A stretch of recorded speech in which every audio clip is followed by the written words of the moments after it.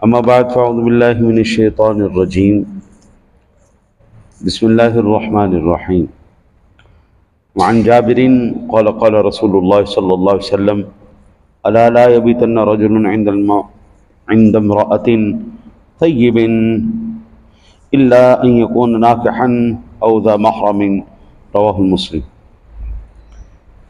حضرت امام مسلم علیہ رحمہ نے حضرت جابر رضی اللہ تعالیٰ عنہ سے روایت نقل کی ہے۔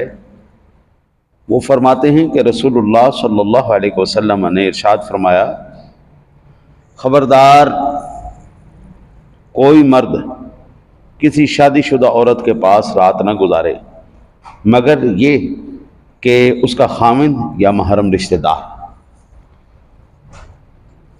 اسلام وہ حیا والا، شرم والا اور تربیت والا مذہب اسلام وہ ہے، پوری دنیا میں اس کا کوئی دوسرا ثانی نہیں ہے۔ اب آپ یہاں سے اندازہ کیجئے کہ عورت کے ساتھ رات میں اکیلا رہنا یہ سرور دو عالم صلی اللہ علیہ وسلم نے حرام قرار دے دی۔ شادی شدہ عورت کی قید اس لیے لگائی گئی کہ کنواریاں خواتین وہ تو نزدیک نہیں آتی، شرمیلی ہوتی ہیں، لیکن جو شادی شدہ عورت ہو جاتی ہے وہ بے باک ہو جاتی ہے، اور بے باک بے خوف ہونے کی وجہ سے وہ زنا چھپا بھی سکتی ہے، اور اگر اس کی حمل ٹھہر جائے تو وہ اولاد کو بھی چھپا سکتی ہے۔ وہ کہے گی کہ یہ میرے خاوند کا بچہ ہے، ہاں جی۔ تو یہ جو تمام بعد میں سارے معاملات پیدا ہونے ہیں، مسائل پیدا ہونے ہیں، رسول اکرم صلی اللہ علیہ وسلم نے ان تمام مسائل کا دروازہ کھلنے سے پہلے ہی بند کر دیا۔ آپ جناب نے ارشاد میں کوئی بھی بھائی رات غیر محرم عورت کے ساتھ بالکل نہ گزارے۔ اچھا جی، اسی طرح یہ نہیں کہ صرف رات ہی، دن ہو یا رات، رات زیادہ خطرناک ہے اس لیے رات کا حکم فرمایا گیا، دن ہو یا رات کوئی بھی اجنبی خاتون اجنبی مرد کے ساتھ رات نہیں گزارے گی، چاہے دن ہو تو چاہے رات ہو، وہ خلوت سیاح میں نہیں جائیں گے۔ اچھا جی، محرم مرد اس کو کہتے ہیں جس کا نکاح ہمیشہ کے لیے اس عورت کے ساتھ حرام ہوگا۔ بہت سے رشتے، مثلا باپ ہے بیٹی سے نکاح نہیں کر سکتا، باپ ہے بیٹا ہے، اسی طرح یہ جو اس کے محرم رشتے ہیں وہ۔ اچھا، پھر محرم کے اندر بھی دو قسمیں ہیں، ایک وہ قسم ہے جو ذی رحم ہے، جیسے باپ بیٹا بھائی، ان سے نکاح نہیں ہو سکتا، حرام ہے، تو ان کے ساتھ رات گزاری جا سکتی ہے، باپ بیٹا ہے بھائی ہے، ہاں جی۔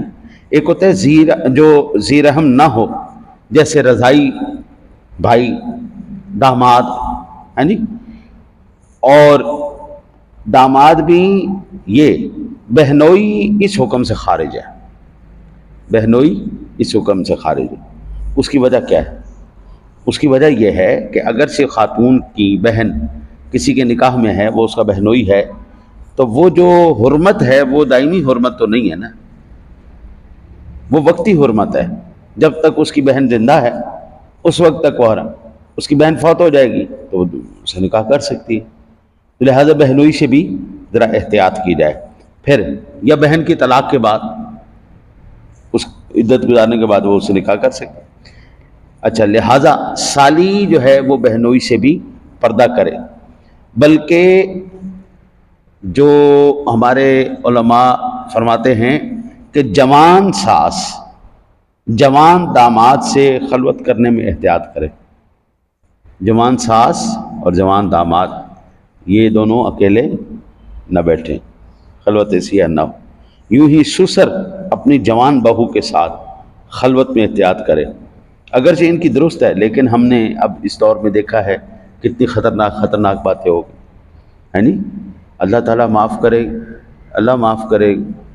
فلمیں دیکھ دیکھ کے، ڈرامے دیکھ دیکھ کے ہم خود فلمی اور ڈرامائی ہو گئے، اور ہمارے اندر سے حیا، شرم، وہ سارا کچھ جو مذہب کو نہیں مانتے ہیں، عیسائی ہیں، یہودی ہیں، نام تو لیتے ہیں، ہندو ہیں کہ ہم جو ہے بڑا ماننے والے ہیں، اتوار والے دن چلے گئے ہیں جی، ہفتے میں 15 دن بعد، ایک مہینے میں ایک دن چلے گئے عبادت کرنے کے لیے، اور پھر اس کو کہا کہ جناب ہم بڑے بڑے سچے اور پکے دین کو ماننے والے ہیں۔ نہیں، ایسا نہیں ہوتا، ٹھیک ہے نا جی۔